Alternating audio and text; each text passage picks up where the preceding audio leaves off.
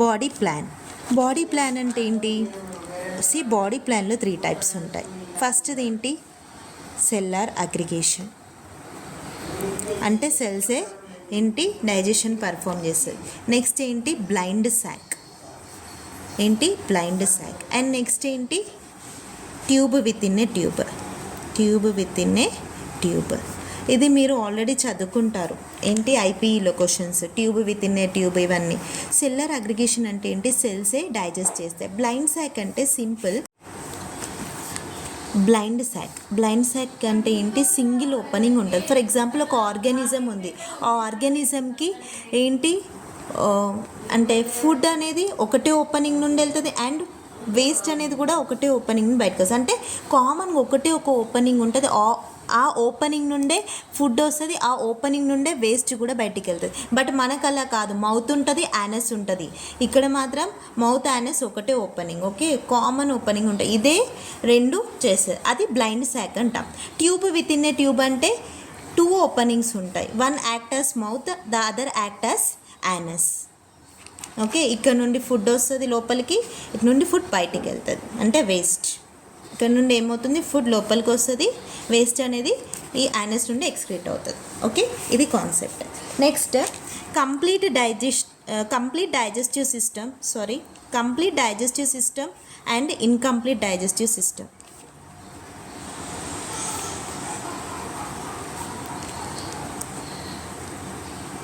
Complete digestive system and incomplete digestive system.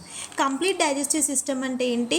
Complete digestive సిస్టంలో 2 openings ఉంటాయి. అదే చెప్పాను కదా, ఫుడ్ ఒక దాంట్లో నుండి వస్తుంది, వేస్ట్ ఒక దాంట్లో నుండి ఎక్స్క్రీట్ అవుతుంది. సో దీన్ని మనం కంప్లీట్ డైజెస్టివ్ సిస్టమ్ని tube within a tube అనొచ్చు కదా. ఎస్.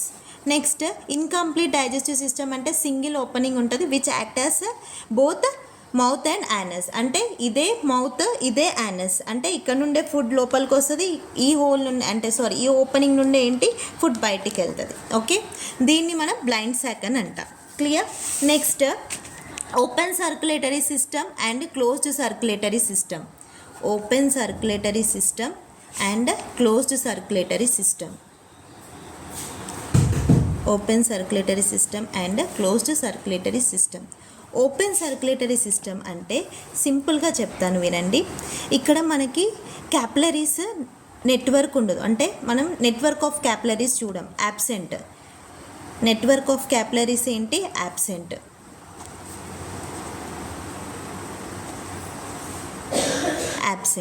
అంటే సింపుల్గా చెప్పాలి అంటే ఇది బ్లడ్ని డైరెక్ట్గా ఏంటి టిష్యూస్లో పోర్ చేస్తుంది, అది వేరే బాడీ ఫ్లూయిడ్స్తో మిక్స్ అవుతుంది. ఓకే, ఇక్కడ క్లోజ్డ్ సర్క్యులేటరీ సిస్టంలో ఏంటి? నెట్వర్క్ ఆఫ్ క్యాపిలరీస్ ఉంటాయి, ఆర్టరీస్ ఉంటాయి, వెయిన్స్ ఉంటాయి. సో సపరేట్గా బ్లడ్ అనేది సప్లై అవుతుంది. అందుకని ఈ బ్లడ్ అనేది ఏంటి దేంతో మిక్స్ అవ్వదు. ఇది క్లోజ్డ్ సర్క్యులేటరీ సిస్టమ్. మనకి క్లోజ్డ్ సర్క్యులేటరీ సిస్టమ్, అందుకే మన బ్లడ్ ఏంటి రెడ్ కలర్లో ఉంటుంది. ఇప్పుడు మీరు కాక్రోచ్ అలా తీసుకుంటే ఏమవుతుంది? దానికి బాడీ ఫ్లూయిడ్స్తో మిక్స్ అవుతుంది బ్లడ్, అందుకే రెడ్ ఇన్ కలర్లో ఉండదు జనరల్గా. అంటే హిమోగ్లోబిన్ ఇవన్నీ కూడా ఉంటాయి, బట్ అపార్ట్ ఫ్రమ్ దాట్ జనరల్గా అర్థం కావడానికి చిన్న లాజిక్ చెప్పాను.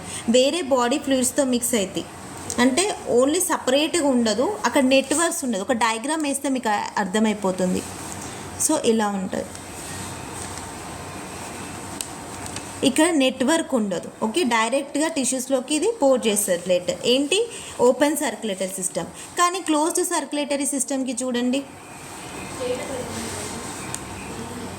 నెట్వర్క్ ఉంటుంది. ఓకే, ఇదంతా నెట్వర్క్ ఉంటుంది, కనెక్షన్స్ ఉంటాయి. Okay, clear. Internal fertilisation and external fertilisation.